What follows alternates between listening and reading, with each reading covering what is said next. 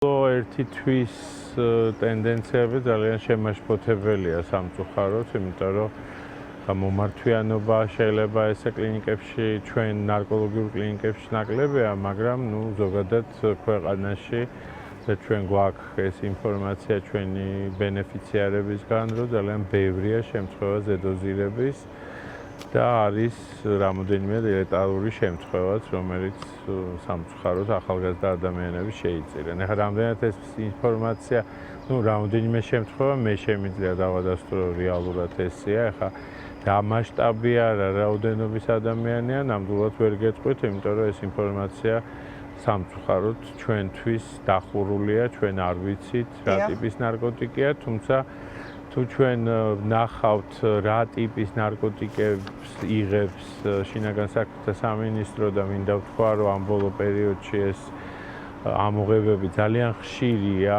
და რაოდენობები ძალიან შემაშფოთებელია, ეს არ იყო დამახასიათებელი ჩვენი ქვეყნისთვის. ანუ მე აქ ვსაუბრობ გარკვეული ტიპის ნარკოტიკზე, რომელიც ნამდვილად არ იყო დამახასიათებელი, იყო შეიძლება ერთეულის შემთხვევები, მაგრამ ის რაოდენობები, რომელიც ჩვენ გვესმის ახლა სოციალურ ქსელში, შინაგან საქმეთა სამინისტრო, რაც აქვეყნებს თქვენი ტელეკომპანიებიც, კი ბატონო, ოფიციალურ ასე ვთქვათ მონაცემებს, ეს არის მართლა ძალიან შემაშფოთებელი, იმიტომ რომ ეს ტიპის ნარკოტიკი, როგორიც არის კოკაინი, ახლა არაფერი დასამალი ამაში აღარ არის, იმიტომ რომ ბევრჯერ გაჟღერდა ეს ნივთიერება, ეს ნარკოტიკი არ იყო ესე მასიურად დამახასიათებელი საქართველოსთვის და ზოგადად ბოლო წლების ტენდენციაა ზოგადად ფსიქოსტიმულაციური და დელირიკების გამოყენება, ასე ვთქვათ, და ჰალუცინოგენების საქართველოში, მაგრამ ეს იყო საკმაოდ დიდი პრობლემა და არის და დღესაც რჩება ახალგაზრდებში ეგრეთ წოდებული დარკნეტით მიწოდებული, ასე ვთქვათ, მიწაში ჩაფლული ეს ტიპის ნარკოტიკი, რომლის კონტროლი ძალიან რთულია, არა მარტო ჩვენი ქვეყნისთვის, ეს არ არის ჩვენი ქვეყნისთვის მარტო დამახასიათებელი, იფიქრებს, რომ რაღაცა ამაში ჩვენ უნიკალურები ვართ. უნიკალურები ვართ იმაში, რომ მოთხოვნა არის ძალიან მაღალი. ეს არის ჩვენი უნიკალურობა, ეს არის ჩვენი სერიოზული პრობლემა და სადაც მოთხოვნა არის ძალიან მაღალი, რა თქმა უნდა, მიწოდებაც არის შესაბამისი, ეს არის ესეთი შავი ბაზრის დაუწერელი კანონები, როცა მოთხოვნა არის, შესაბამისად მიწოდებაც ორჯერ და სამჯერ აღემატება, რა თქმა უნდა, ამ მიუხედავად იმისა, რომ ბოლო პერიოდში მართლა ძალიან უპრეცედენტოა ამოღებები ნარკოტიკული საშუალებების შინაგან საქმეთა სამინისტროს მიერ და სამწუხაროდ ეს არის უცხო ქვეყნის მოქალაქეები, რომლებსაც შემოაქვს და ესეც ახსნადია და ტერიტორიები, სადაც ხდება ესეც არაფერი ამაში, ასე ვთქვათ, ალოგიკური არ არის. იმიტომ რომ ზოგადად დიდი მეგაპოლისებისთვის, ესე დიდი საპორტო ქალაქებისთვის, ზოგადად დიდი ქალაქებისთვის დამახასიათებელია ესეთ ტიპის ნარკოტიკის გაჩენა.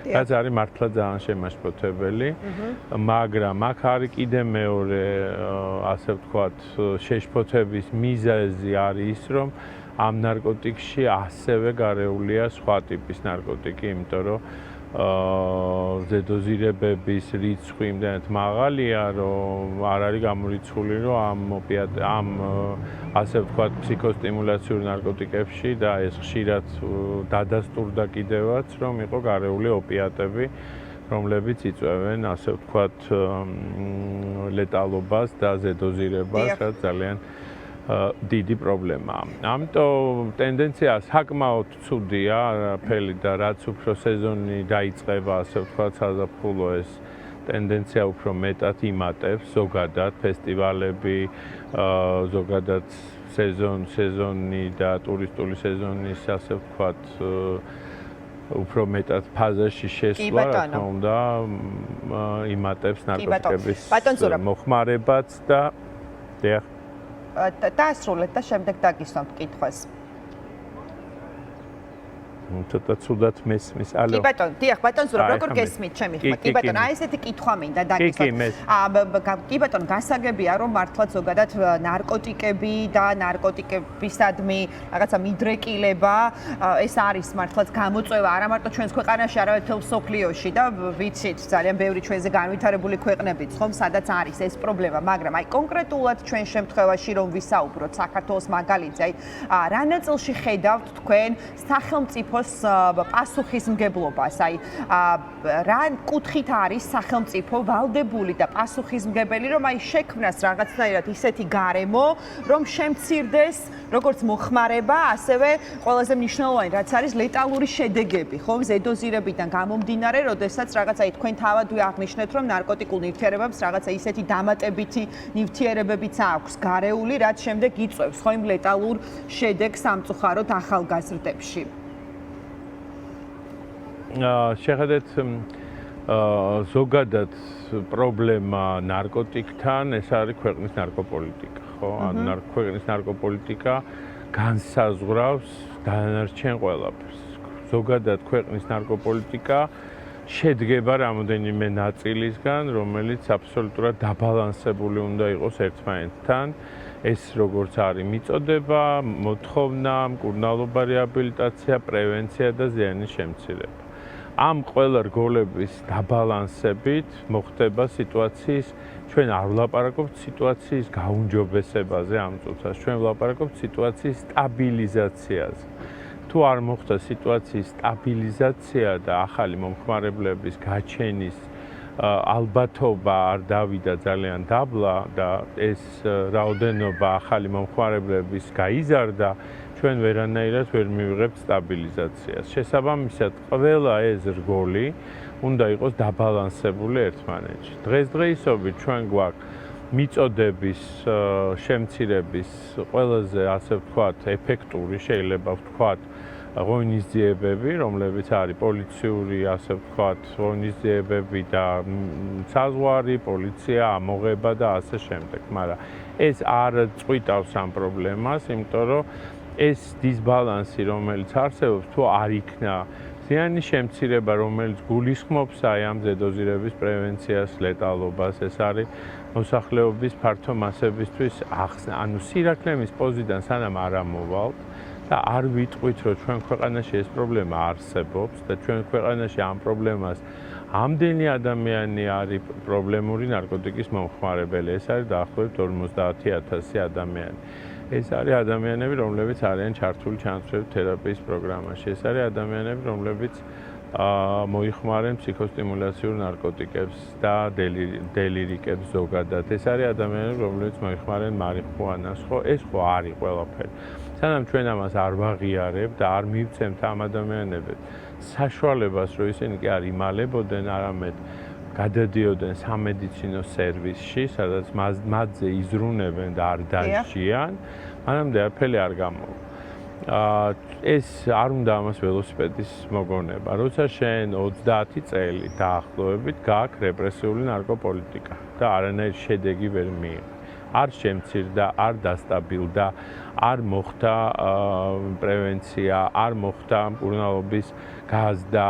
ერთადერთი რაც მოხდა და შედარებით, ანუ ასე ვთქვათ, არის ცოტა უფრო განვითარებული არის ჩანს ზიანის შემცირების პროგრამები, რომლებიც რა თქმა უნდა არასრულად მუშაობენ და ჭირდებათ გაუმჯობესება, დიზაინის შეცვლა, მორგება სიტუაციაზე და ასე შემდეგ და ასე შემდეგ.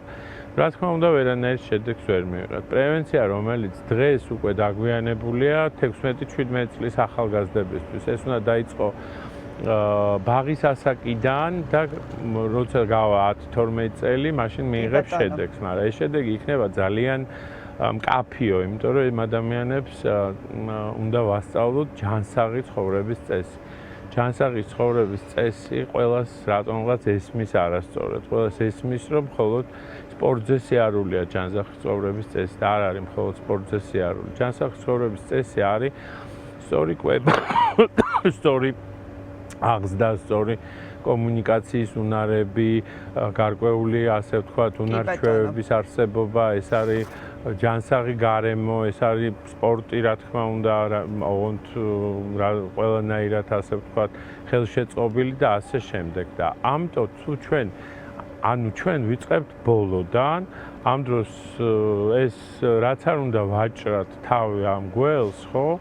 ერთს მოვაჭრით, მეორე ამოვა, მეორეს ამოვაჭრით, სამი ამოვა, მაგის მაგივრად. ანუ კი არ უნდა მთლიანად უნდა შევძლოთ პრობლემს, ერთ-ერთ ქვეყანას სამწუხაროდ ვერ შეძლო, ხო, ამის გაკეთება, მაგრამ მოიფიქრა გარკვეული მექანიზმები, რა რის გამოც რომ ანუ ჩვენ ვართ მხოლოდ აი ესეთი მოწოდებები ავგრძალოთ ყველან ავგრძალოთ.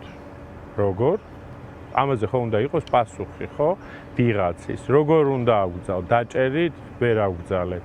ამდენი ხანი ადამიანებს ვიჭერთ, დავუშვათ, ხო? ანუ ვჯით, რამე შეიცვალა, სამწუხაროდ არაფერი. ხო, უნდა შევხედოთ უნდა ჩავატაროთ კვლევა, უნდა ვნახოთ რა ტიპის ნარკოტიკია შავ ბაზარზე, უნდა ჩავატაროთ პრევენციული ღონისძიებები, უნდა შევიდეთ სკოლებში, უნდა მილიონი რაღაცა ეს არის გაწერილი ნარკოლოგიური, ანუ სტრატეგია ქვეყნის ამასთან დაკავშირებით და საკმაოდ საინტერესო და საკმაოდ კარგი. შეიძლება არ არის იდეალური, მაგრამ იმ მომენტისთვის და ამ მოცემულობისთვის, რაც ქვეყანაში არსებობს, ეს სტრატეგია არის გაწერილი, მაგრამ სამწუხაროდ ეს ყველაფერი შევა მხოლოდ ფურცელზე. კი ბატონო. კი ბატონო, აი სანამ ამაზე რაც თქვენ ჩამოთვალეთ, ეხლა და რაც მნიშვნელოვანია იზრუნებს სახელმწიფო და ზოგადად შესაბამისი სამსახურები, აი მანამდე მინდა ბოლო სადღაც 3 წუთი მაქვს დარჩენილი და ეს 3-4 წუთი გამოვიყენოთ. კიდევ ერთხელ ვთქვი, შეიძლება გვიყურებენ ახალგაზრდები, მშობლები, ძალიან ბევრი შემთხვევა ვიცით ლეტალური, სწორედ ნარკოტიკებთან დაკავშირებით, რაც ძალიან სამწუხაროა და აი მინდა გთხოვოთ, აი თუ შეგიძლიათ თქვენ როგორც არ ვიცი, პროფესიონალს, ექიმს, რაღაცნაირად არ ვიცი უთხრათ მათ რომ აი რა არის საყურადღებო თუნდაც მოხმარების შემდეგ რა აი მშობელმა რას უნდა მიაქციოს ყურადღება თავად ახალგაზრდამ თუნდაც რომელმაც რაღაცა მოიხმარა ეს ნარკოტიკა აი რამე არის თუ არა ისეთი სიმპტომი რომელზეც ყურადღება არის გასამახვილებელი რომ სანამ სახელმწიფო იზრუნებს ჩვენზე რაღაცა დავეხმაროთ ისე ადამიანს არა მარტო სახელმწიფო ვერაფერს ვერ ხომ მესმის ბუნებრივია მე მარტო სახელმწიფო თუ საზოგადოება არ იქნა მზად ამისთვის ყველაფრისთვის მარტო სახელმწიფო ამას ვერაფერს ვერ იზამს თვითონ საზოგადოებაც უნდა იყოს მზად ამისთვის ახლა მე რასაც ვაკეთებ სოციალურ ქსელებში პირველი რაც არის მოწოდება რა თქმა უნდა არ უნდა მოიხმარონ არანაირი ნივთიერება რომელიც ცვლის მათ ფსიქიკას და ბედნიერება არ მოდის ამ ნივთიერებებში და პირიქით შეიძლება ეს ყველაფერი ლეტალურად დამთავრდეს, იმიტომ რომ დღეს ეს არის ყველაზე მთავარი მესიჯი დღეს, რომ ნივთიერებები, რომლებიც დღეს იყიდება სოციალური აი ამ ქსელებით, ტელეგრამით და ასე შემდეგ, ის არ არის ის, რასაც ისინი ყიდულობენ. მათ გონიათ, რომ ეს არის ეგრეთ წოდებული safe ნარკოტიკი, რომელმაც შეიძლება არანაირი ზიანი მათი აზრით არ მოუტანოს, მაგრამ სამწუხაროდ ზუსტად ამაში დევს ყველაზე დიდი პრობლემა, რომ აი ამ ნარკოტიკულ საშუალებებში არის გარეული ოპიატები, ფენტანილი, სხვა ტიპის უფრო ტოქსიური ნარკოტიკები, რომელიც იწვევენ, რა თქმა უნდა, ლეტალურ შემთხვევას, ლეტალობას, ზედოზირებას, ადამიანი თავიდან გონია, რომ არის კარგად, ვითომ მოხენილი, მერე იძინებს და ძილში მერე მოკლედ დილას შეიძლება უკვე არ დახვდეს ადამიანს ცოცხალი. ანუ თავარი არის ის, რომ ნუ დაუჯერებენ იმას, რაც იყიდება ამ მარკეტპლეისებზე, იმიტომ რომ დღეს სიტუაცია არის ძალიან შეცვლილი მაგ თვალსაზრისით. არის უმძიმესი სიტუაცია, 10 შემთხვევა, 10 ამოღებული ესეთი ტიპის ნარკოტიკიდან 8-ში არის ფენტანილი გარეული, რაც აი 100%-იანი სიკვდილია მომხმარებლისთვის, იმიტომ რომ მომხმარებელს არ გააჩნია ტოლერანტობა ამ ნარკოტიკების მიმართ. შესაბამისად, მინიმალურმა დოზამაც კი შეიძლება გამოიწვიოს ლეტალური შედეგი. ეს არის ყველაზე მძიმე და ყველაზე რთული. არ უნდა მოიხმარო არ უცნობი ნარკოტიკი ქუჩიდან მიწიდან ამოღებული და ასე შემდეგ, იმიტომ რომ და საერთოდ არ უნდა მოიხმარო ნარკოტიკი არსებობს უამრავი სხვა ძალიან ბევრი ალტერნატიული გართობის საშუალება.